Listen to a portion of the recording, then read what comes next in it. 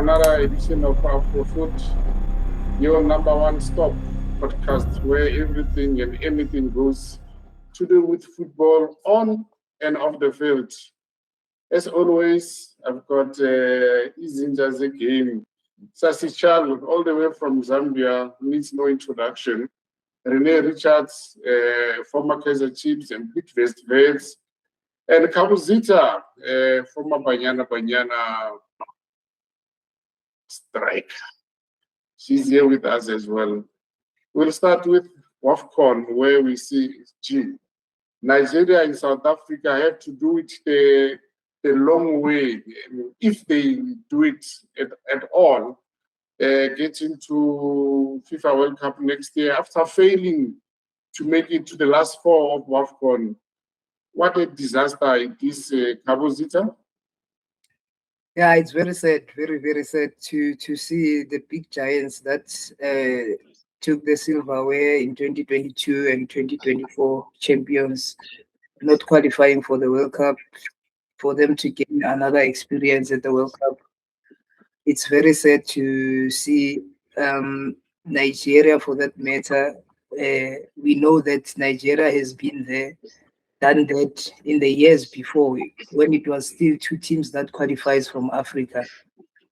So with Banyana, it comes back to us via development, because if Banyana is not doing well, we struggle, we suffer in our own backyard, because if they do well, then we can speak volumes on behalf of women's football in our country. So I'm very much disturbed with the fact that we did not qualify for the World Cup, because I was also thinking that it's going to be a great opportunity for the girls to go there and gain more experience and coming back home, and we can talk something around the table for women's football to grow. Sash, I mean, did you see this one coming? No Nigeria, no South Africa, no Zambia, after such a good performance at the previous Olympic Games. This is very disappointing. These are the powerhouses of African football. And imagine them not being at the World Cup. It is very disappointing. It is very disappointing. South Africa, Zambia, and Nigeria. So let me just take you to the love-hate relationship. Look at Nigeria and South Africa. Even the men's team is the same thing.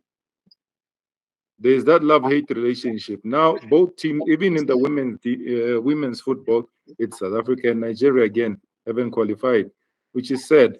So who are we going to see in the World Cup? Who's going to represent us? So the team that qualifies for the World Cup, they really have to represent us properly. Yeah, but we've got Malawi in the maiden tournament, going all the way to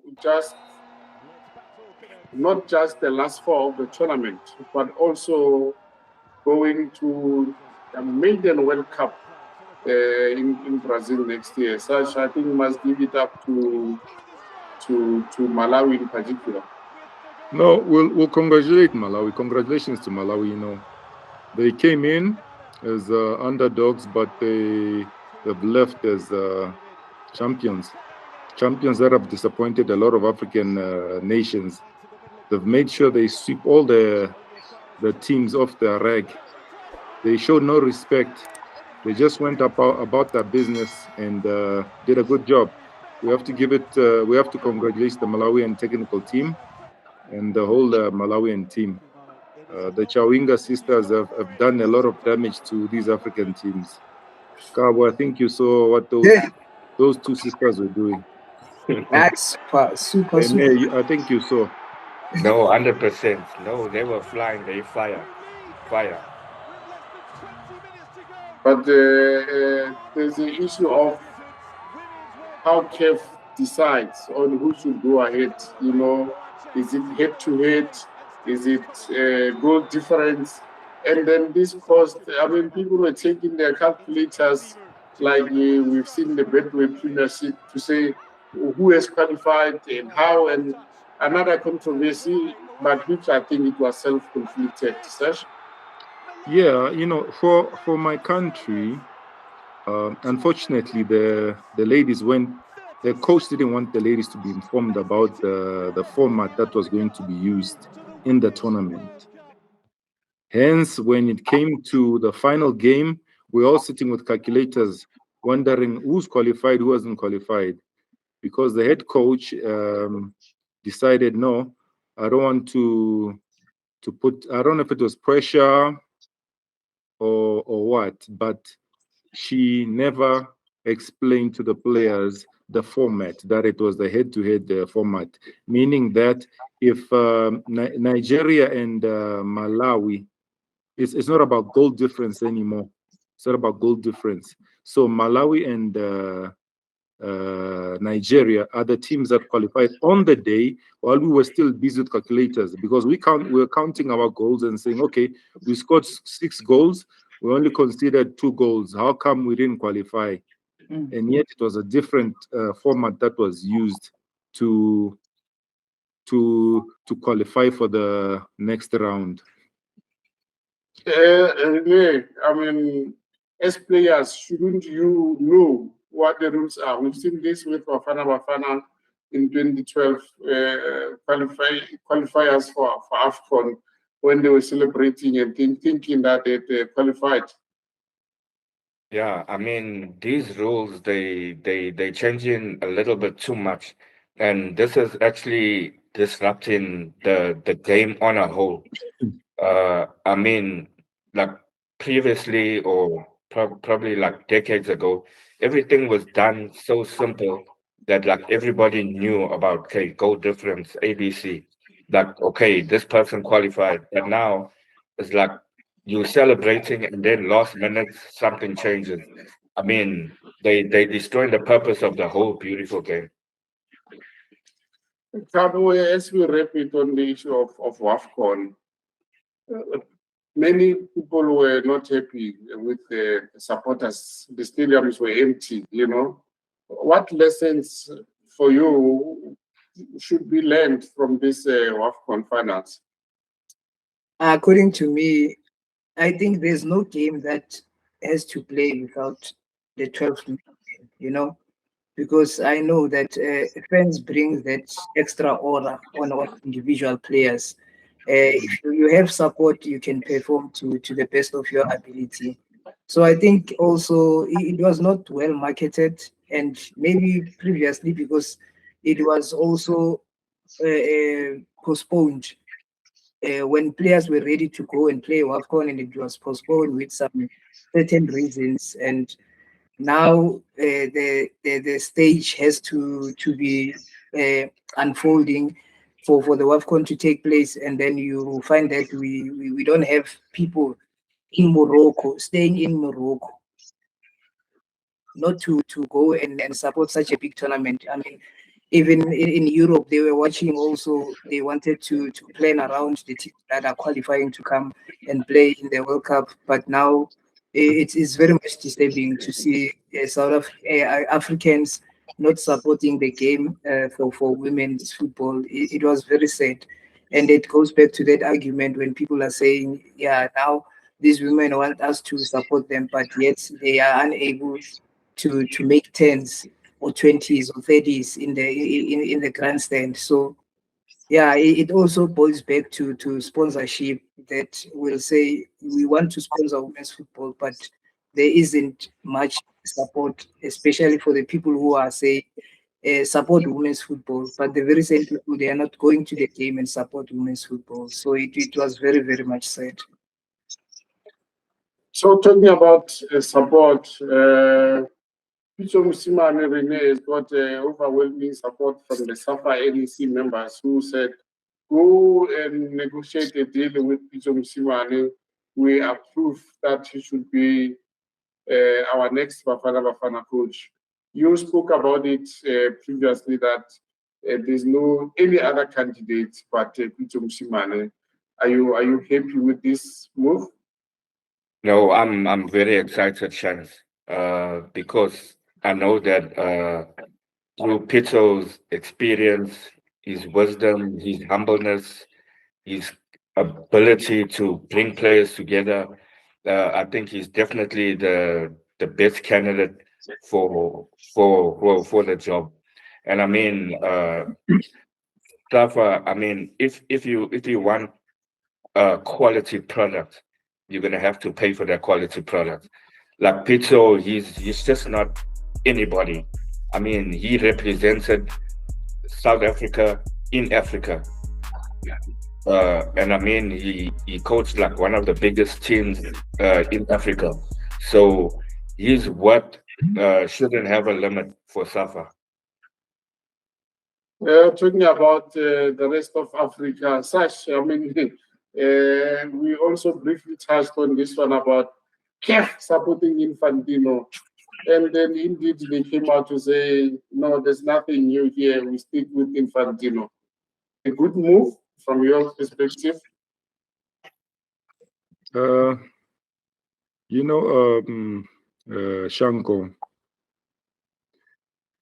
if we go back a couple of decades ago in time, we didn't get that great support from FIFA. We didn't get great support from FIFA. FIFA always took a long time before they could support Africa. But now we've reached a level where FIFA supports Africa drastically. It's a phone call away, it's an email away, and FIFA supports Africa. African football has really evolved because of the support of FIFA. African development, youth development in football has evolved because of FIFA. So we should thank FIFA for that. And I think, yeah, it's a great move. Unlike the Europeans never supported Africa. The Europeans are always against Africa, but FIFA is always in the forefront for Africa. So I say it's a good move. Rene, we're not from your side. Are you surprised by this move? Is it the people are saying, no, Africa was supporting Infantino all because of the $40 million that he said member associations would get? Do you think this is a genuine love for Infantino, or is a love for money?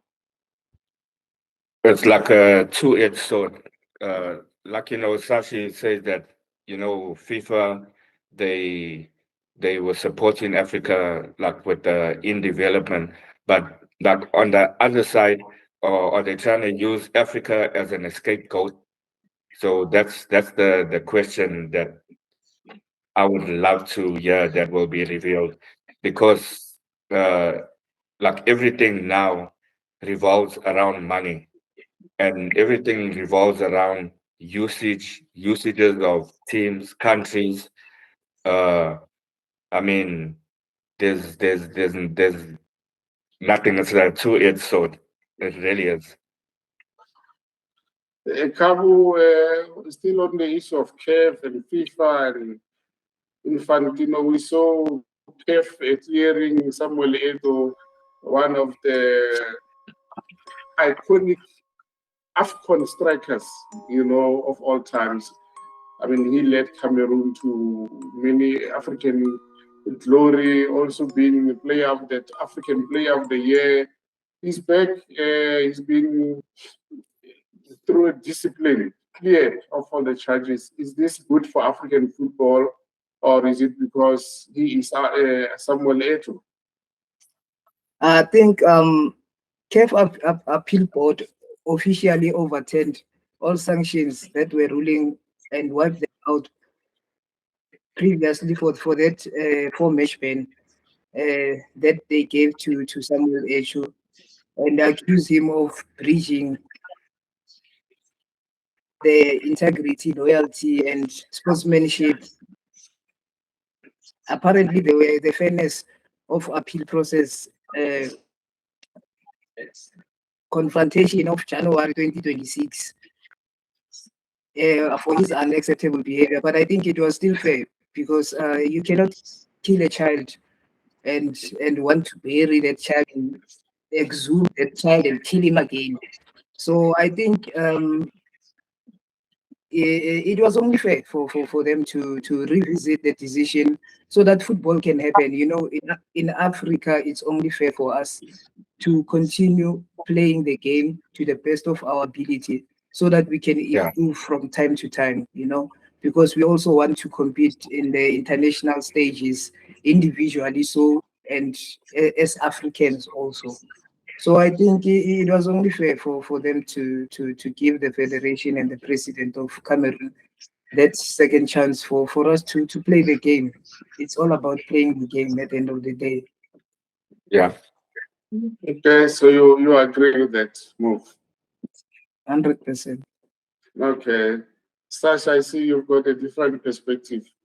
No, I agree with Kavo. You know, Africa is always painted in a bad picture, and you know, Eto'o being cleared of all charges is a clear indication that he's doing a very good job in the administrative office. So I think it's good for Cameroonian Football Federation, and it's good for Cameroonian football too. So I agree with Kabo. Okay, from Cameroon to Egypt, Mo Salah, after a lot was said about his next move to possibly Saudi Arabia, now he made a U-turn and is now in Turkey. I'm not sure, Sash, from your perspective, is this a good move for Salah to go to Turkey? Is this a good move for him? That depends on what Salah wants, because I feel like you go where you're wanted. And I think maybe Turkey made the most advances at Salah, and Turkey might be the team that promised Salah exactly what Salah wanted, especially, you know, looking at his age and what route he's taking. Salah is heading towards his last days in football, so he wants to set himself up for retirement, and if Turkey is the best place to do it, why not? So I think they promised him the earth and wind and fire. So he's happy with that. Turkey will have two of the best African strikers, Mo Salah and Osimhen. You know, is this? And I saw other players also trying to lure sort of good players. Greenwood, former Manchester striker, is also going to Turkey. Is Turkey trying to revive itself with the signing of these top players? Yeah, most definitely. I think actually even bringing these type of players to Turkey, it's actually gonna probably give a good confidence in Turkish football or the Turkish league itself. I think they're gonna be very good influences, because we see players, they often, when they at that age, they often go into Saudi Arabia. I don't know if it's for the money, but I think also the Turkish league is actually quite competitive.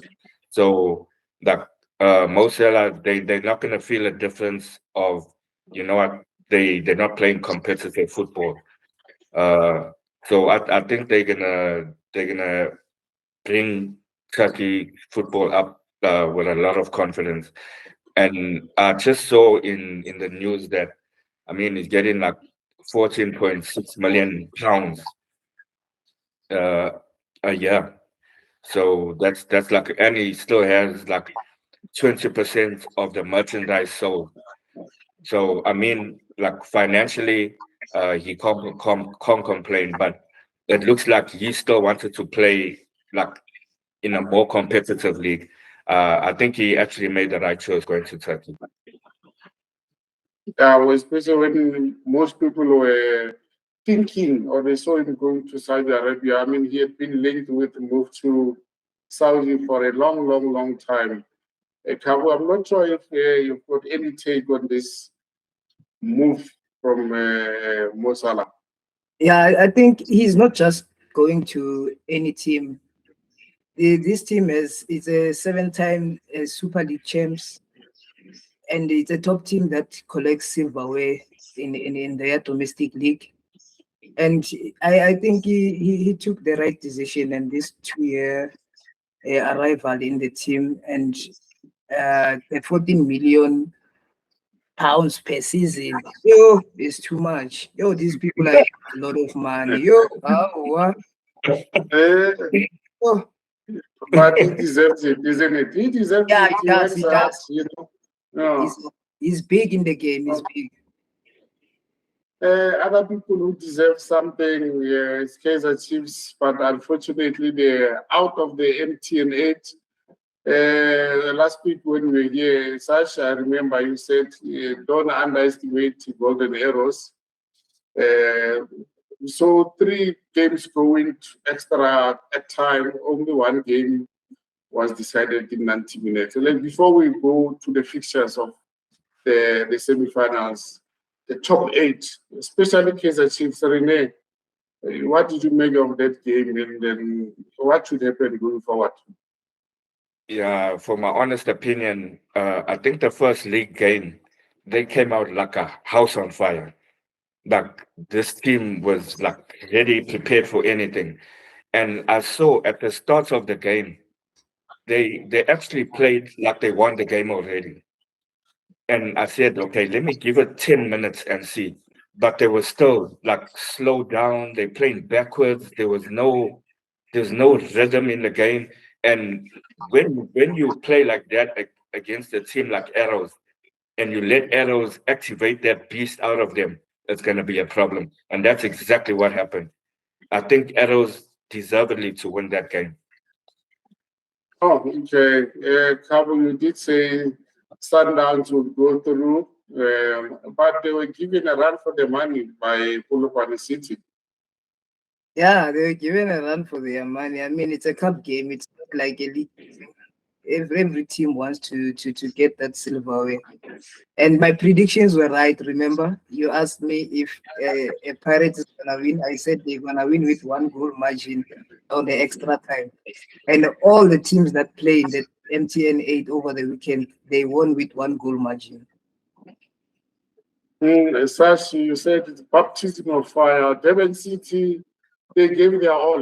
They gave their all, but it was not to be against Orlando Pirates. Yeah, Pirates, being defending champions of the same cup, you really want to maintain the superiority and show that no, we're still going for it. So I'm happy that they managed to win, and Durban City gave their all. They gave their all, but Pirates showed that we are the champs and we still want to be the champs. So we have to wait and see who dethrones Pirates from the throne. Now they've got a tough one against the Skukuni, while the Arrows is playing Sundowns. The semi-finals clashes. I'm not sure I know it's still far away from where we're going, but the draw, was it good that Sundowns and Pirates avoided each other, Rene? Yeah. Yeah, no, 100%. I think because it will actually make the tournament exciting. Like I said, I think in the first episode, I said now there's no big teams or small teams because these teams like Durban Cities, Kokune, they are playing quality football.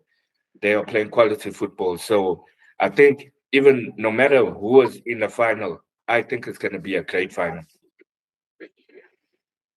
Great final. Yeah.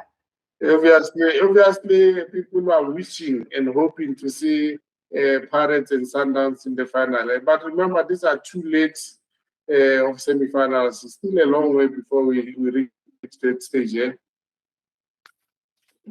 Cabo, you happy with the draw that they avoided each other?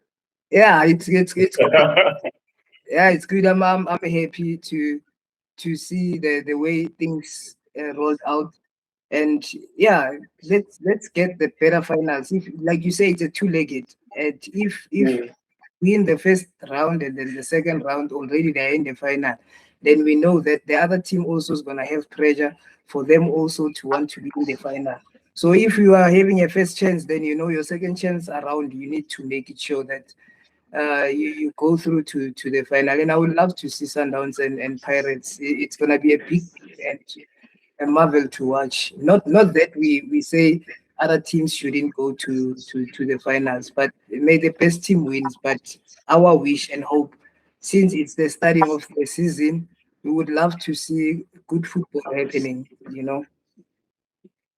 Unfortunately, two teams that could not avoid each other remain Sundowns and Kaizer Chiefs, who are the highlights of this weekend's Betway Premiership.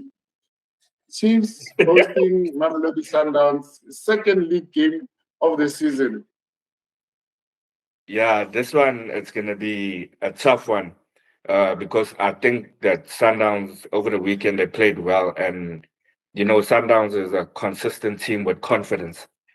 So you won't find them play good one week and good the next week, or worse the next week. So like with Kaiser Chiefs, they have to now revamp. They have to do some revamping in energy, in their gameplay. So Sundowns is already on that level. Now Kaiser Chiefs over the weekend, they actually let themselves down. Now it's gonna be a whole pickup on everything. So they if they're gonna give Sundowns a challenge, they're gonna have to go abundantly. No fear. 300. Sash, is it a good thing for big clubs to meet this early in the season? What does it say? It just sets the tone, you know, and it builds confidence and character about how your season might go, and you know the direction in which you want to go. Because some of the players have never played. I've never played the big. I've never played maybe Pirates or Chiefs, and this might be their first game. So you play against the Chiefs, you beat Chiefs. That's a confidence booster for the new players and the new signees. You know, they also want to show. But I also wanted to touch on the big teams avoiding each other. This is a cup game. These are cup games. So even the so-called smaller teams might disappoint, and you might find the smaller teams in the final with a big team. So be prepared for that. Anything can happen. That's why they call it MTN Super 8. Waf, waf. True that. Waf, right? Yeah. So, but I see there's two local derbies. We've seen Skukuni versus Polokwane City. This is a Limpopo derby. Well, there's also a KZN derby where with Durban City against Richards Bay, and also a clash of the newcomers, Milford up against Kruger. Let's start with that one. Milford against Kruger. They know each other from the Motsepe Championship Foundation. Yeah, but now it's a different setup and a format of game plan. It's not like at the bottom league. Now it's in the PSL. Everybody will be watching, and also these players, they also want to sell themselves.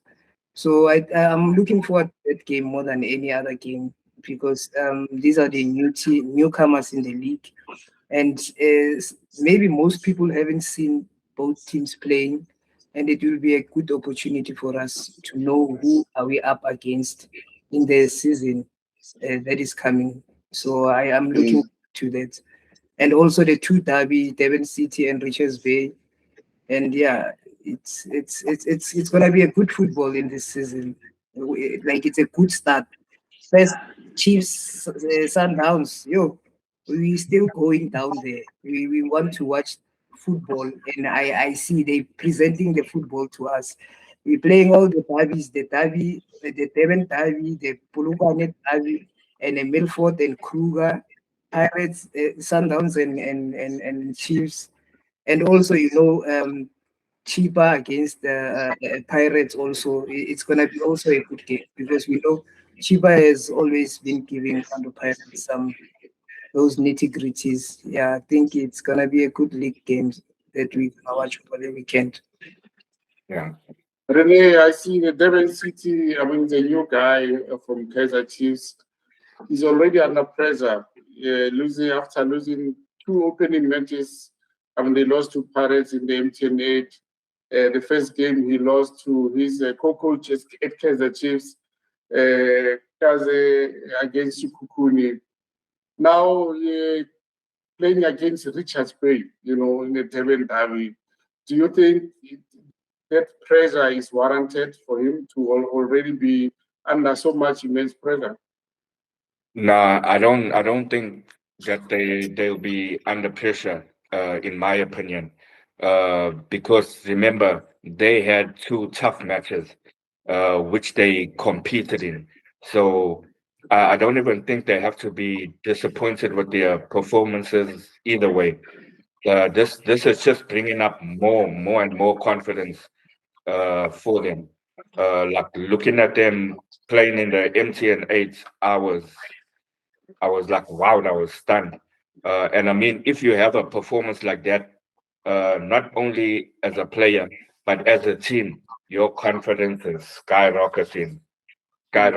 So I think against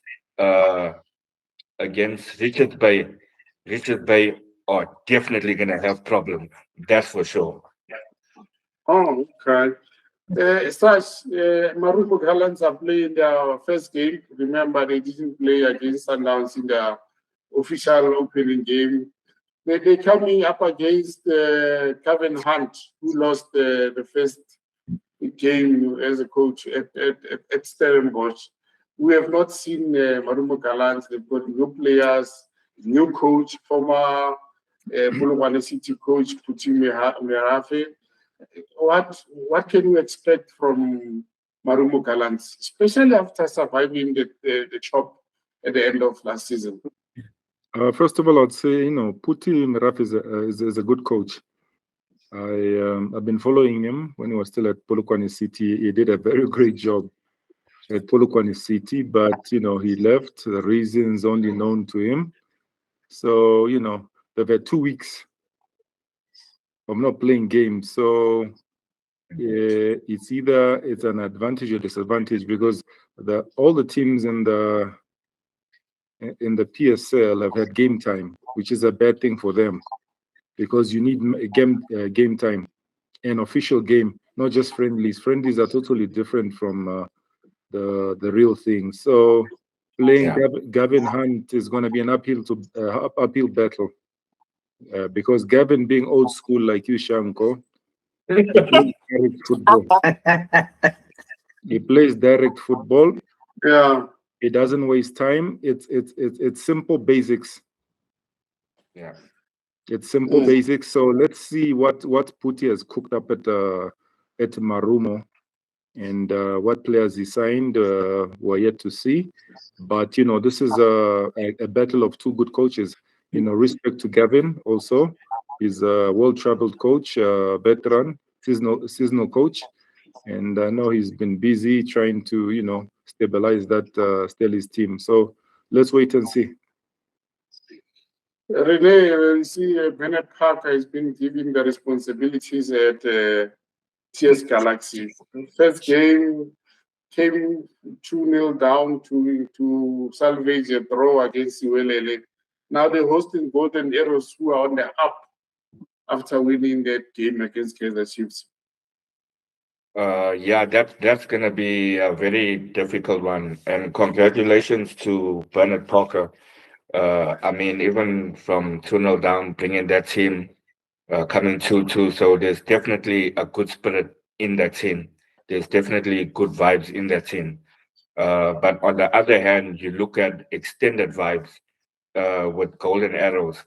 It's like they actually got Kaizer Chiefs confidence to let that beast out. Now that beast is out, so it's going to be very tough for TX Galaxy to maintain that. Yeah, because just overall with Arrow's players from the back to the middle to the front, they always working as a team, and them working as a team, and your confidence is sky high. Yeah, there's gonna be very big problems. Okay. I'm not sure if the same will happen for Pirates Cabo when they travel to Chiba United, who are always, they want to collect points as early as possible because they know towards the end of the season they don't want to find themselves where they always find themselves at the drop zone. Orlando Pirates, Chiba United, who's your money on? I'll give it to Pagachuchu. Give it to Pagachuchu. Pirates is gonna, but not with a big margin. Like maybe 2-0, 1-0. Yeah, I'll give it to Orlando Pirates. Okay. Sash, finally, the game of the weekend. There's also Siwelele up against Amazulu. Atazwane was beaten by Sikukuni last week in a thriller, MTN8. Now they want to bounce back to redeem themselves against Siwelele at home, who threw away a 2-goal lead against TS Galaxy. These are two former players, Letono Losiema, coming up against Atazwane, who seem to have rejuvenated Amazulu. Yeah, Arthur's been doing a good job. I'm glad he got the opportunity that he deserves, because he was Chiefs, but he never got that opportunity. The opportunity was cut short because of the results, which we understand, But now I think he's establishing himself at Amazulu, and sometimes to establish yourself, you need time and opportunity, and you need support from the technical team and management, actually. So it's a good thing for Arthur, and good luck to him. As for Siema has also been doing a good job at Siwelele, but there was an exodus of a lot of players were released. A lot of players left, and once you bring in new players, it always takes a bit of time before the team gels, before you get that fluidity in the team. But these are coaches that really know how to do their jobs. And on this one, I can't even predict who I'm going to give it to, but may the best team win. Oh, okay. May the best team win. Cabo, we're going to wrap it up with the CAF Champions League preliminary draw, intercontinental club football draw. It's a preliminary draw. I saw some clubs have gotten buys in the preliminary round. But Orlando Pirates have been not done so well last season. Are they going to Mauritania? I don't know what to make of this preliminary draw, because we play against mostly unknown teams.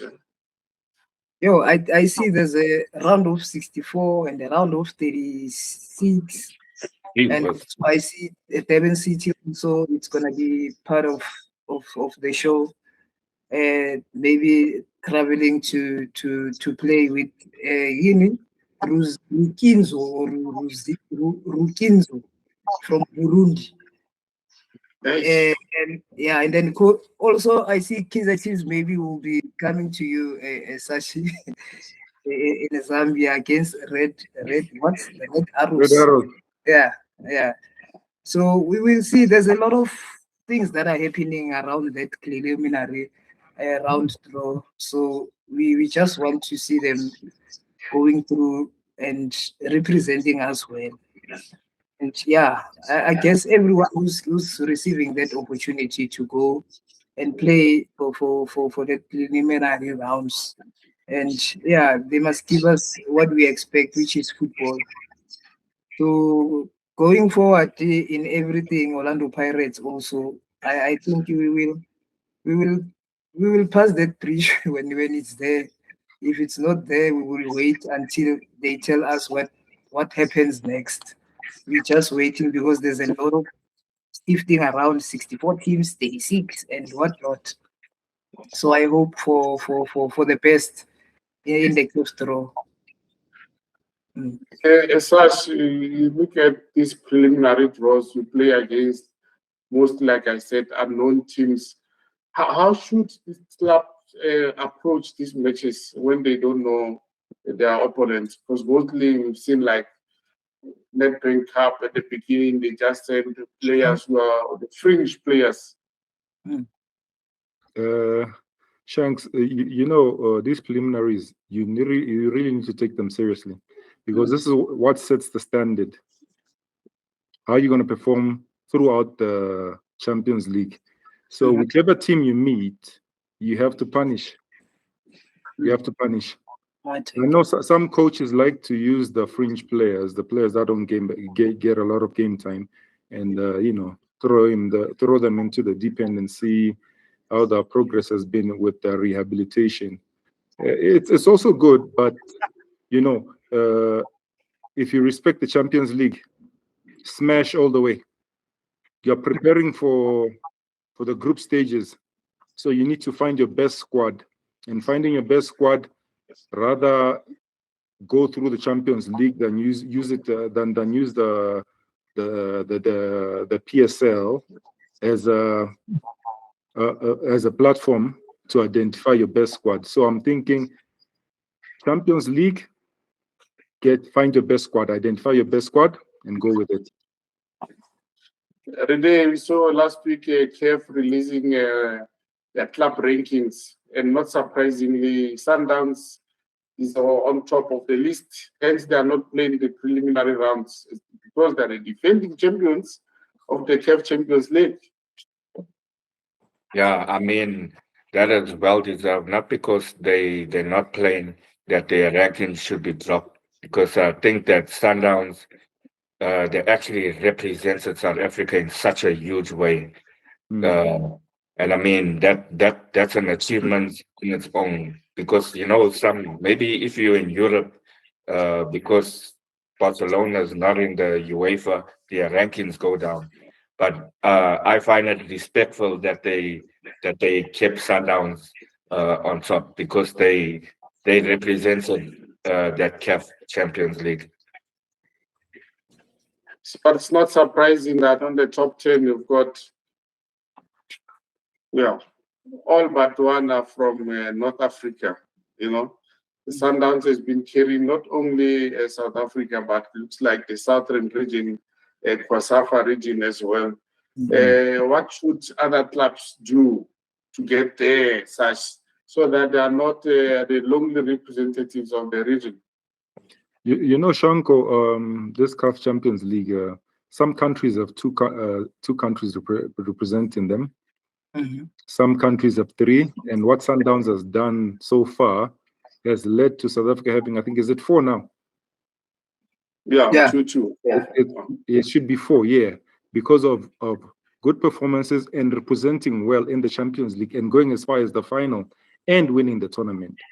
So a lot of countries need to take this Champions League seriously, because it is a stepping stone preparation for the Nations Cup. It is a stepping stone preparation for the World Cup, and gives you a lot of confidence and exposure. There are players who wait for exposure to get to Europe, but the Champions League is also a platform for exposure. So a lot of teams should actually take it very seriously. And another thing is that CAF has really pumped in a lot of money into CAF. It's unlike CAF of the olden days. CAF of the olden days, you spend a lot of money traveling, but you don't recoup that back. But CAF nowadays of Mr. Patrice Motsepe, the money that you make will cover all the costs of your existence in CAF Champions League, which is a good thing, unlike in the yesterday. So it's Oh, I agree. I agree. They need to take it seriously because there's a lot of investment that has been made through African football. Thanks to Patrice Motsepe, you know. I think, but for now, that's all we had time for this week. Cabo, as always, thank you for speaking your mind and always being sharp mind. Rene, you hold no grudges, you know, you just say it as it is, and such, always on point. That's all that we had time for this week. Until next time, God bless. Ciao. Ciao, ciao. Now, guys. Later. We'll Au revoir.